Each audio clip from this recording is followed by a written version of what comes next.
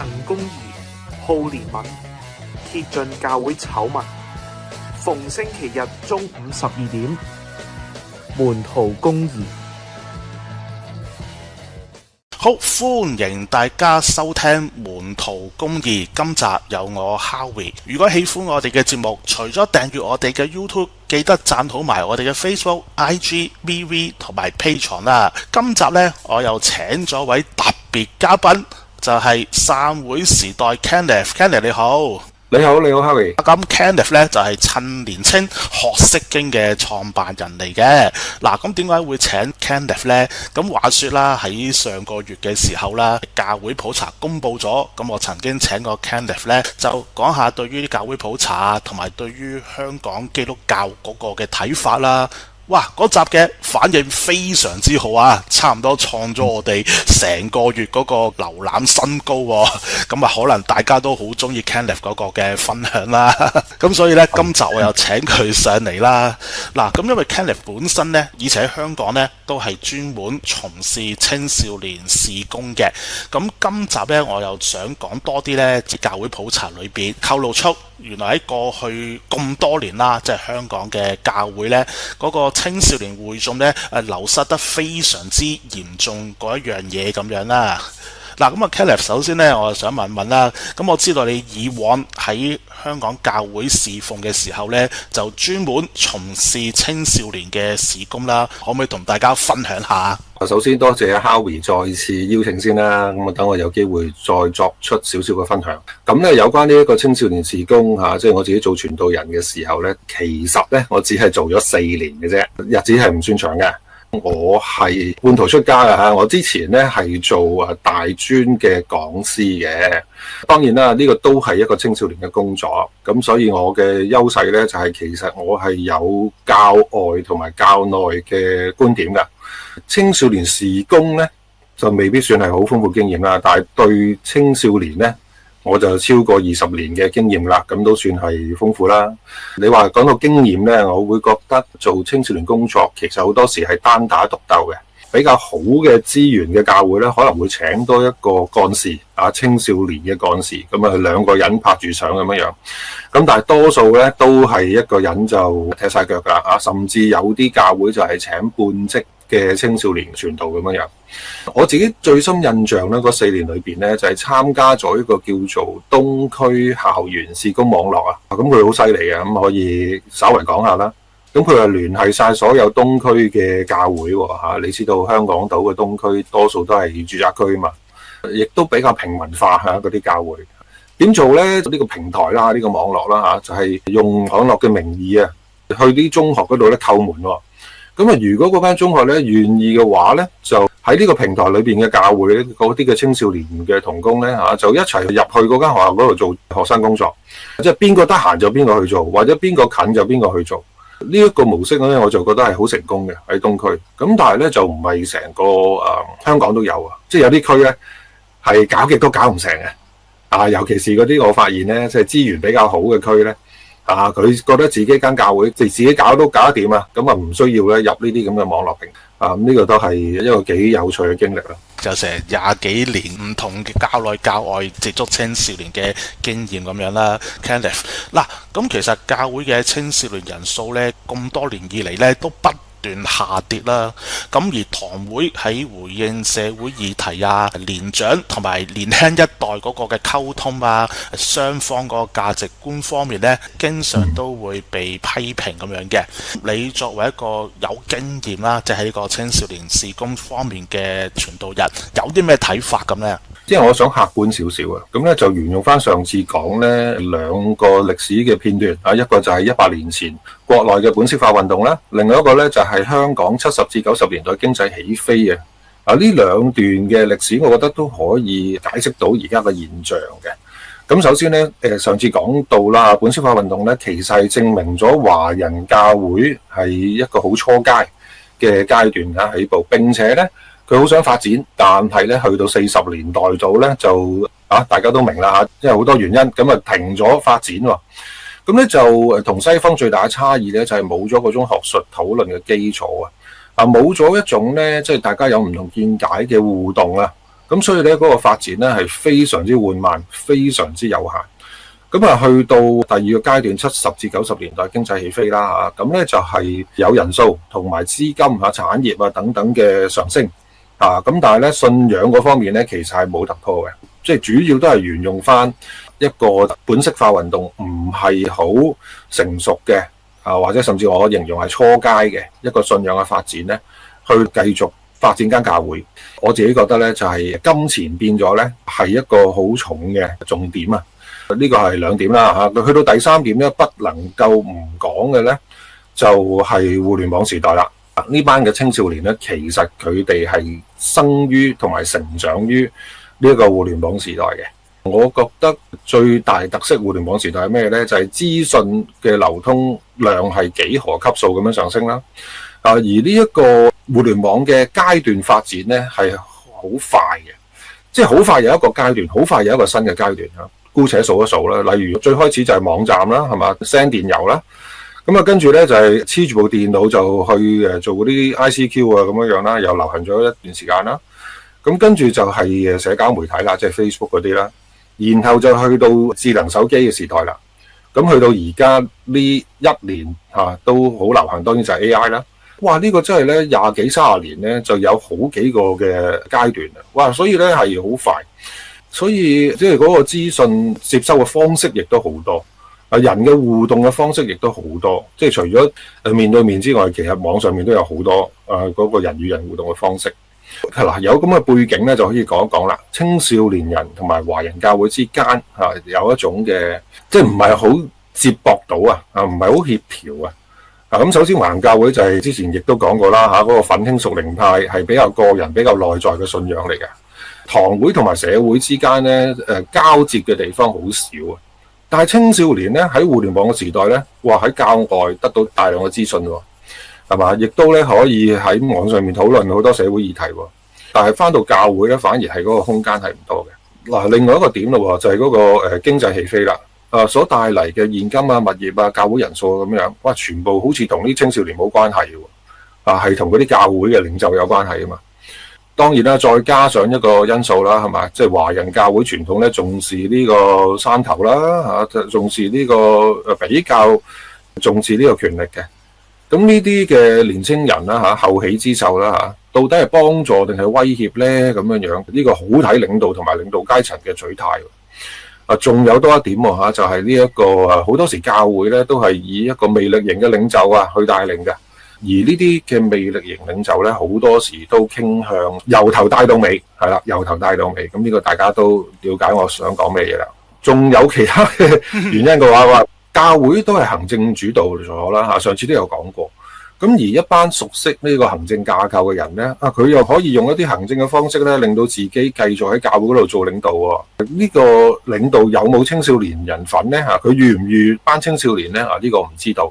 咁但係我嘅理解咧，就係好多時佢做開領導嘅話咧，咁都想繼續做落去啦都即係同頭先一樣啦。咁有唔少嘅人咧，都未必打入到呢啲嘅圈子嘅。咁所以咧，相比之下咧，青少年人咧就係缺乏咗資本啦，缺乏咗機會啦，係咪？因為都掌握咗喺教會嗰個已經建立咗嗰個基礎裏邊但係佢哋青少年人就掌握唔到嘅。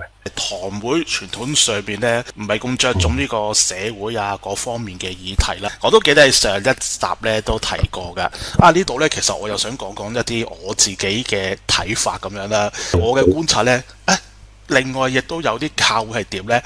佢係有睇法嘅，不過佢啲睇法同年青人嘅睇法好唔同啦。講緊幾年之前嘅社運啦，對於青少年提出嘅嘢，佢哋就會否定啦，或者唔接受嘅。但其實佢哋本身咧又有自己啲嘅政見啊，或者支持權力啊。咁我諗呢一個選擇性可能都係導致點解兩代之間會有嗰一個所謂可唔可以叫代溝呢？定係話矛盾啦，或者衝突啦？好嗱，其實早喺2014年嗰個教會普查啦，當時都顯示到有呢個青少年會眾流失嗰個危機喺度嘅。咁我仲記得啦，嗰陣時呢，香港嘅基督教啊、堂會都話啊係，我哋真係要關注，我哋要做啲嘢等等咁樣噃。啊點知過咗10年之後啦，最新一份2024年嘅教會普查顯示，唔係話青少年都係繼續跌，仲跌得更加犀利，跌咗差唔多成30%，得返33000幾人。哇！呢10年究竟搞咗啲咩呢？我又嘗試從頭先個框架再望一望，睇下有冇一啲嘢睇到出嚟嚇。咁咧就係嗰個經濟起飛啊嗰個時代嚇，香港咁咧去到1998年咧就停止咗啊嘛，flat out 咗啊嘛，上次講過。咁咧咁啱喺呢個時代咧，其實經濟起飛完咗咧，就係互聯網時代開始入屋啦，甚至後來就開始隨身啦咁樣樣。由1998年數翻落去2014年咧，就剛好係16年喎。咁即係話咧，嗰啲青少年咧開始長大啦，有獨立思考啦。喺呢個新嘅經濟時代啦，同埋互聯網時代雙重夾擊底下咧，除咗資訊非常流通啦，咁當時咧我冇記錯啦社會嘅上流嘅機會咧，亦都開始係減少嘅。而去到2014年因為教外嘅資訊咧，非常之流通，非常之發達，但係教內咧佢係少接觸社會噶嘛，相對嚟講，咁所以咧着跡開始出現，而且咧係幾明顯。咁去到2014年啦亦都社會變得更加複雜啦，係嘛？即係有一啲嘅社會事件出現咗，導致教會咧係進一步落後嘅。咁呢啲嘅客觀條件咧都可以令到青少年喺教會嗰度流失啦。第二點啦，亦都係先前講過青少年咧，其實佢唔係唔信，係咪？佢係流失啫。咁流失咗去邊啊？去咗國際教會，係嘛？呢個係香港呢一個獨有特殊嘅情況啊，即係東西文化嘅交流啊嘛。所以真係有一啲國際嘅教會喺香港嗰度咧，就係建立啦亦都成長得幾好嘅。咁呢個係又好得意喎，即係變咗青少年咧有一個特殊嘅出口，佢可以選擇，即係華人教會咧。就已經係某一種嘅局限啦，咁佢就嘗試去國際教會嗰度咧，去繼續發展自己嘅信仰。咁呢個都係一個好有趣嘅現象，因為我覺得呢個又調翻轉係容許華人教會咧唔去改變喎。因為如果佢哋覺得唔適合嘅話，啲青少年佢哋仲有一個出路就係去國際教會，呢個更加反而調翻轉導致咧華人教會咧唔改變。呢有一個好有趣嘅現象㗎嘛。就係華人教會，如果佢另一間華人教會咧比較老舊嘅一啲想法就係呢個係咪叫搶羊啊？但係咧我發現咧，如果啲青少年去國際教會咧，啲華人教會又唔係好大反應嘅喎。呢個好有趣。仲有第三點嘅就係咧移民啦，係嘛？當然就係你講2024嗰個普查嗰個數字，當然呢個係同呢個90年代信心危機嗰個移民咧都有咁上下嘅一個相似嘅狀況出現嗱，但係咧，我反而都想講講呢個結果係咩嘢就係青少年咁樣去流失咧更加多嘅華人教會咧成為咗銀髮教會銀髮教會嘅結果係咩嘢？就係啲青少年去到嗰間教會入邊會覺得，咦，哇，乜咁多長輩嘅，哇，咁樣係幾拒諸門外嘅喎。即係我係青少年，我會覺得，喂，呢個教會屬唔屬於我㗎？喂，主要都係啲長者喎，銀髮族咁樣樣喎，嗰啲同聲同氣嗰啲人喺邊啊？咁呢個係幾負面嘅因素嚟嘅。即係我唔係話教會多老人家唔好，係嘛？咁但係對於青少年嚟講，佢點樣融入嗰間教會咧？呢個係困難嘅。咁呢個亦都造成一個惡性循環啦。即係話華人教會會唔會就係青少年一路走，其實就一路變得更加銀髮？然之後就青少年更加唔願意再融入去呢啲教會。聽住頭先所講呢，我有2點回應下咁樣啦。第一呢，就係有好多近年啦一啲嘅青少年，轉咗去一啲嘅洋人教會啦。係嘅，呢個我都聽過咁樣嘅。例如啦，上年啱啱買咗某一間戲院，而家改裝成為堂址喺東區嗰一間呢。據我所知呢，嗰一間私人教會其實都好多本地嘅青少年咁樣嘅。而教會普查其實我知佢仲做緊一份呢，就係本地洋人教會嘅普查嘅，應該遲啲就會出版噶啦。咁到時就可以睇下過去5年呢一個趨勢係點樣樣咁樣啦。咁第二呢，就頭先提過本地一啲教會如果走咗好多年青人，就剩翻啲長者啦，就變咗銀髮嘅教會，咁啊令到一啲青少年想入去嘅時候會見到，哇，成個老人院咁樣嘅，會有少少卻步。呢度我就真係完全未諗過呢一樣嘢啦。咁其實真係會變咗個所謂惡性循環啊！即係話，就算嗰間教會佈道啊、傳福音事工做得幾好，咁但係可能入到去全部都銀髮嘅時候，咁啊令到越嚟越少嘅年輕人。嗱，咁你都想問下咧，其實教會不斷流失青少年，會帶嚟啲咩嘢問題啦？即時諗到嘅，例如接班啊、侍奉嘅人手唔夠啊，或者堂會長遠嗰個增長啊等等，係咪呢一啲咁樣呢？你問我呢個問題嘅時候，我就覺得嗰個睇法都係停留咗喺嗰個教會管理嗰個層面啦，係嘛？人手啊、增長啊、接班啊咁樣樣。但係我就想講一個比較再深層少少嘅問題嘅，就係嗰個信仰內容啊，即係教會裏邊嘅信仰內容，因為呢。頭先講到啦，可能好多教會其實佢教內嗰個教會傳統所教嘅嘢，都係源自100年前本色化運動嗰個時代嘅，嗰個就成為咗嗰間教會嘅傳統啦。呢個亦都係頭先我哋所講嘅，佢未必會因為嗰個時間一路流逝啦嚇，然後佢會有個進展喎，佢未必有啊，反而就係我自己會睇法就係經濟起飛時代影響咗啊，以為教會嗰個發展呢，就係堂址啊、教會嘅大細啊、規模啊、人數啊咁樣樣。前面亦都提及啦嚇，華人嘅教會係冇嗰種學院式或者學術性嘅討論氣氛噶嘛。其實好多我自己參與或者喺網上面啊、Facebook 嗰啲群組啊或者其他討論都係會覺得堅持己見嘅人就好多嚇，淨係虛心去討論嘅就學習就未必咁多嘅。就算你話神學院有啦嚇，咁但係好多時係咪能夠將神學院嗰種嘅討論去帶翻入去教會呢？咁我又唔見到有好多嚇，因為始終讀神學院嘅人係少數啦，所以即係主流都係教會個傳統點樣教就係點樣做。上次亦都提及啦嚇，教會往往因為經濟起飛會有個成功方程式啦，咁都係重視翻啲錢啊、物業啊、人數啊咁樣，頭先都講過啦。奮青屬靈派亦都少問世事啦。咁呢個都係不變應萬變啦。咁所以種種嘅因素加埋呢，好多嘢就係當時代變咗呢，其實好多嘢都唔啱使嘅，好多諗法唔啱使，好多而家做緊嘅嘢，好多教會嘅傳統都需要作出修正嘅。因為佢唔變嘅話呢，就符合某一種經濟起飛時代特色嘅人呢，先至會覺得嗰間教會呢係適合佢參加嘅。咁變咗就係嗰個年齡層嘅人咯。咁而青少年咧就會覺得係格格不入嘅，因為佢已經係屬於另外一個時代啊嘛，互聯網時代嘅人嚟噶嘛，咁就呢個係青少年流失咧變咗係一個必然嘅現象所以教會要正視嘅咧就唔係淨係頭先 Howie 所講嘅嗰啲接班啊、侍奉人手啊嗰啲問題，而係教會需要咧超越經濟起飛時代，真正去進入呢個互聯網嘅時代或者係一個即係經濟已經係平穩，唔再係不停上升嘅時代咁喺呢個互聯網嘅時代係嘛？我自己覺得啦觀察好多教會嘅網站都係最多係乜嘢啊？直播崇拜啦或者係將崇拜好嘅咧就會將嗰個講道 cut 咗出嚟，就擺上自己教會嘅網站。有啲就直頭係成段直播嘅崇拜咧就係擺上網啦咁繼續喺教會嗰個網站嗰度播。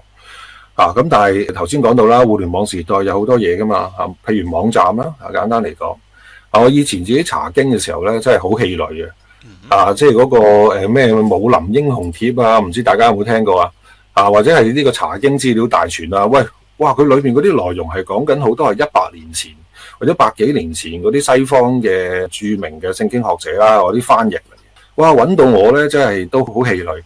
咁後來咧我就直頭轉咗做英文就算喺教會大查經，我用英文翻譯翻做中文，咁我就覺得自己都學到好多嘢啦。否則呢，話當時咧都講緊10幾年前嘅咁而家多咗好多好嘅網站啦譬如我今朝都特登再望一望，有個叫做聖經研究所或者有一個叫聖經共享聖經共享就係香港網站嚟嘅，咁做得好靚嘅咁多咗呢一類咁樣嘅網站，而家好啲咁但係仲有就係嗰啲通訊軟件呢，社交媒體呢，我就要問一個問題就係到底教會即係如果青少年人自己喺網上面有咁多溝通嘅渠道，咁教會嗰個溝通唔好講話同青少年啦，係嘛，同所有人嗰個溝通做成點咧？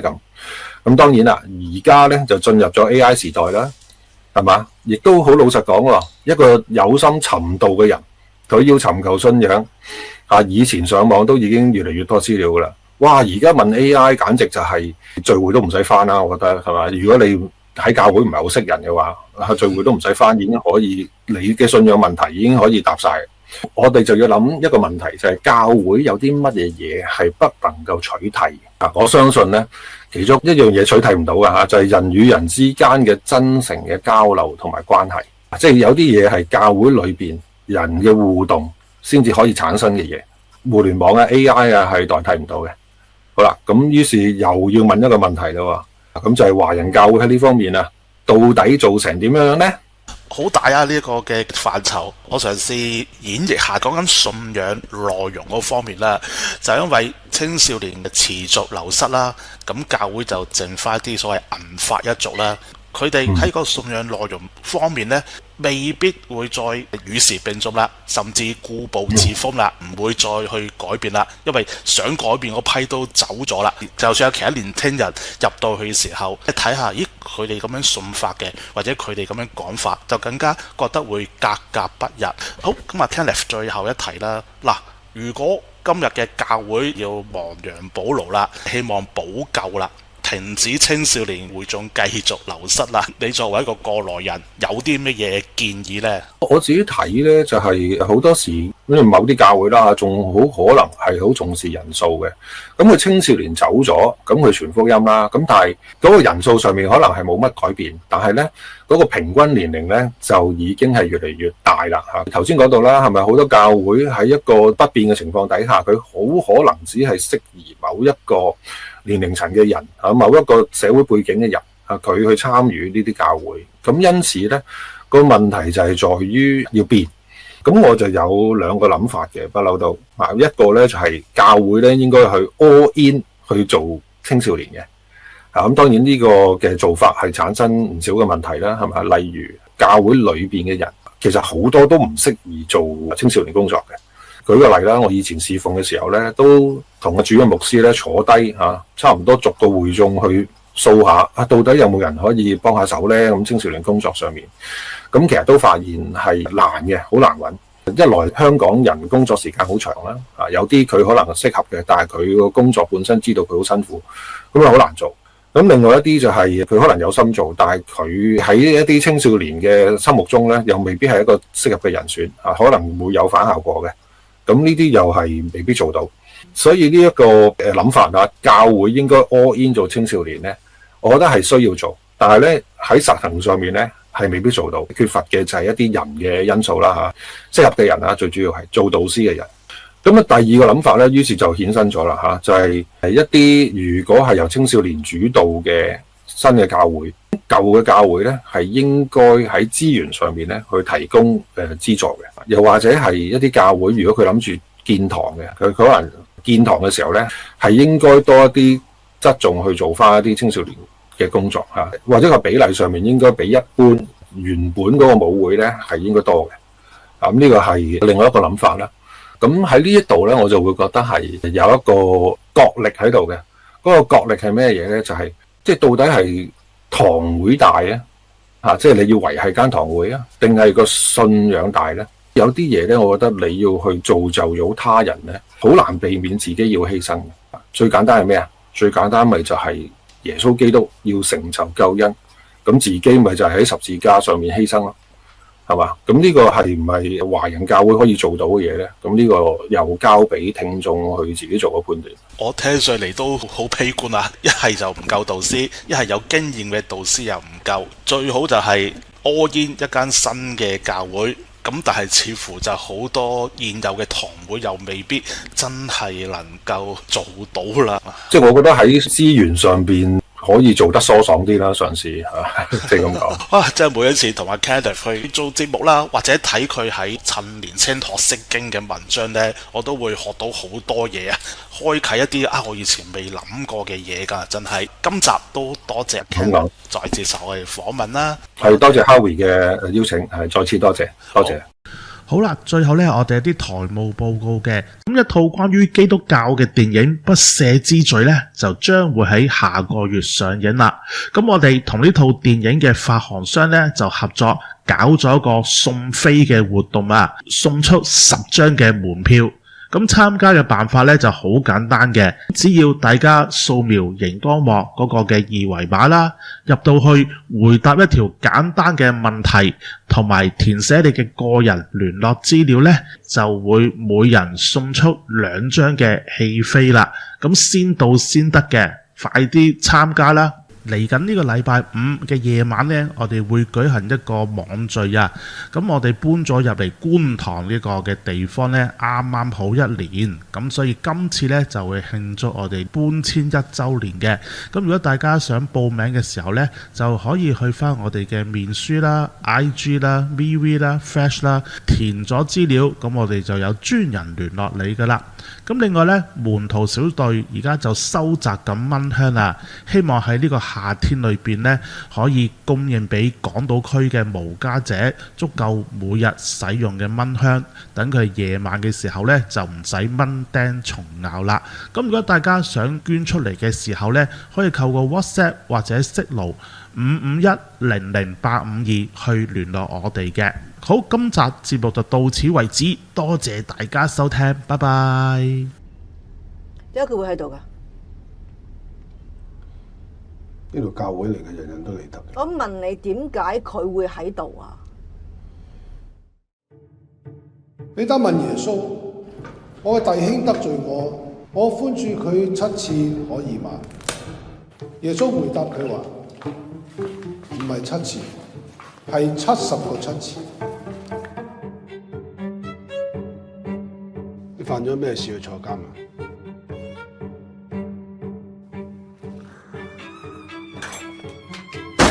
我是在罪孽裏生的，我是在罪孽裏生的，從我母親懷胎的時候就有了罪。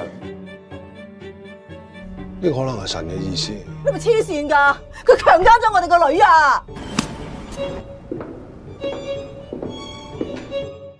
你咪想我死先去原諒我啊？我係想你死，但係唔係就咁死。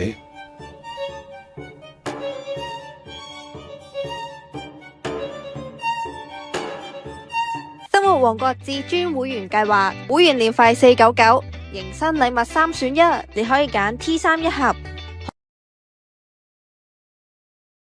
迎新禮物仲會不定期更新㗎，只要憑生活王國會員卡，你可以享有生活王國正價貨品85折優惠，而特價貨品就有95折優惠。而喺生活王國嘅伙伴商店同埋指定嘅尋老美合作餐廳消費，仲有特別嘅折扣㗎，快啲加入會員啦！位於荔枝窩嘅陸續有來，為香港人提供一個洗滌身心靈嘅空間，提供各項活動，包括1拍2食、生活體驗、生態導賞、耕田、自修、舞蹈、歷奇訓練、手作。歡迎團體或者機構租場舉辦退休會、工作坊，即刻打電話93353947查詢啦！撐起良心店鋪，門徒公義推出免費廣告計劃，歡迎所有良心店鋪參加，打破固定收費模式，由你自由捐款支持，掃描呢個 QR code 立即登記啦！門徒頭條，每逢禮拜3黃昏6點直播，同大家直擊頭條新聞。門徒講野史，每一個月第一個禮拜6，同大家論盡基督教歷史、文獻、神學。請大家繼續支持門徒媒體，透過 PayMe PayPal 轉數快，課金俾我哋。